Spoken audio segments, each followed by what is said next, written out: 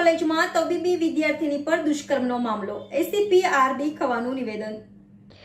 Gotri medical કોલેજના તબીબી વિદ્યાર્થીની પર દુષ્કર્મનો મામલો, એસીપી આરડી ખવાનું નિવેદન। ભોગ બનનાર આરોપી નિર્ભય જોશી સાથે અભ્યાસ કરે છે। 2023થી યુવતી આરોપીના સંપર્કમાં હતી। આરોપી નિર્ભય રેકોર્ડિંગ વાયરલ કરવાના નામે બ્લેકમેલ કરતો હતો। 2 દિવસ પહેલા મેડિકલ કોલેજ પાસે યુવતીએ આરોપીને બોલાવ્યો હતો। તમામ રેકોર્ડિંગ આપી દેવા સમજાવ્યું હતું। આરોપી યુવતી સાથે મેડિકલ કોલેજમાં ગયો હતો। બાદમાં યુવતીને અગાસી પર લઈ ગયો હતો।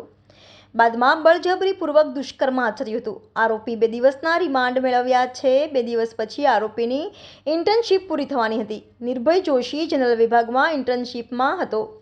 નિર્ભય જોશી ગાંધીનગરનો રહેવાસી છે। YNN news Gandhinagar.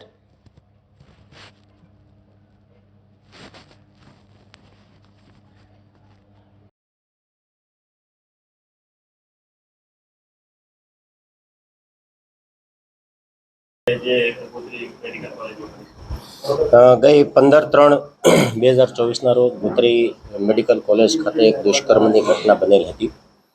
ઘટનાની વિગતો જોતા ડૉક્ટર તરીકે અભ્યાસ કરતા આરોપી અને ભોગ બનનાર બંને ત્યાં સાથે જ અભ્યાસ કરે છે।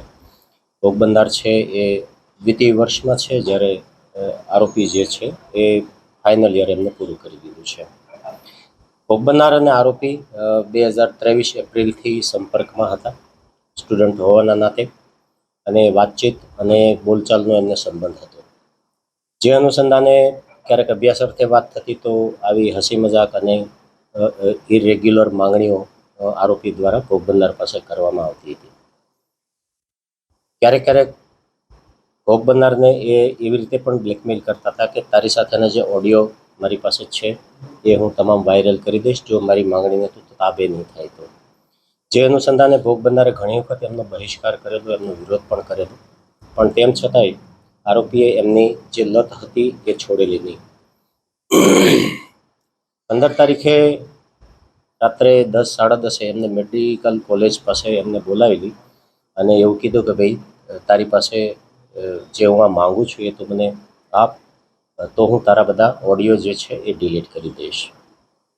ત્યારે પણ ભોગ બનનાર છે એમને તાબે નહીં થયેલા, પણ પછી ભોગ બનનાર છે હોસ્ટેલ જતા રહેલા અને આરોપીએ એમને કોલ કરેલો 11-11:30 કે તારા ઓડિયો રેકોર્ડિંગ જે મારી પાસે છે એ હું તને આપી દઉં છું અને તું તારી રીતે ડિલીટ કરી નાખજે, મને તારી દયા આવે છે।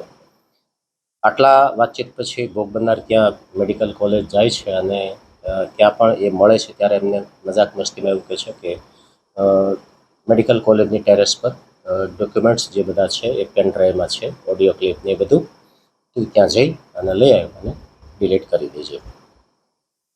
બંને સાથે જાય છે, પણ ત્યાર પછી અગાસી ઉપર પહોંચે છે તો આરોપીએ એમની સાથે જબરજસ્તી કરેલી છે। અણછાશથી માંગણી કરી અને દુષ્કર્મ પણ કરેલું છે।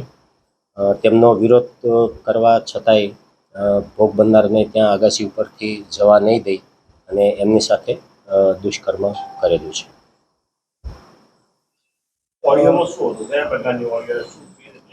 નોર્મલ રૂટીન વાતો જ હોય છે, પણ એક સાથે સ્ટુડન્ટ હોય તો એક જનરેશનના લિહાઝના હિસાબે કંઈ એવી વાતો હોય કે જેનાથી સુરુચિભંગ થતો હોય।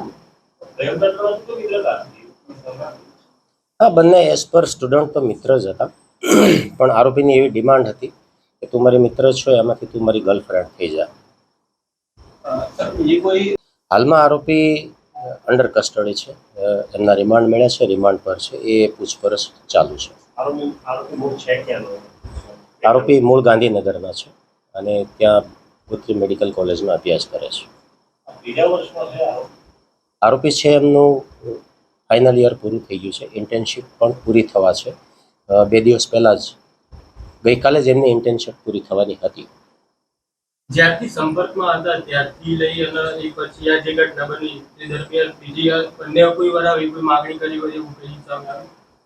હા, એમના ઓડિયો રેકોર્ડિંગમાં એવું છે અને એવી અઘટિત માંગણી કરવા માટે હંમેશા એ પોતે પ્રયત્ન કરતા અને જે ભોગ બનનારને નારાજગી હોવા છતાંય એ ફોર્સફુલી કરતા હતા।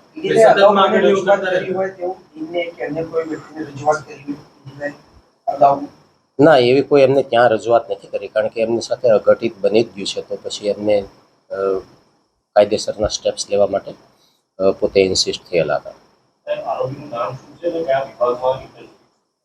આરોપી છે નિર્ભય જોશી છે અને ત્યાં જનરલ વિભાગમાં હતા, પણ સ્પેશિયલ કેટેગરી શેમાં કરે છે એ હજી તપાસનો વિષય છે. એટલે ઇન્ટર્નશિપમાં જ હતા. ઇન્ટર્નશિપ પૂરી થઈ ગઈ છે. ગઈકાલે એમનું ઇન્ટર્નશિપ પૂરી થઈ ગયાનો ટાઈમ લિમિટ હતી. Subscribe now and press the bell icon. Never miss an update.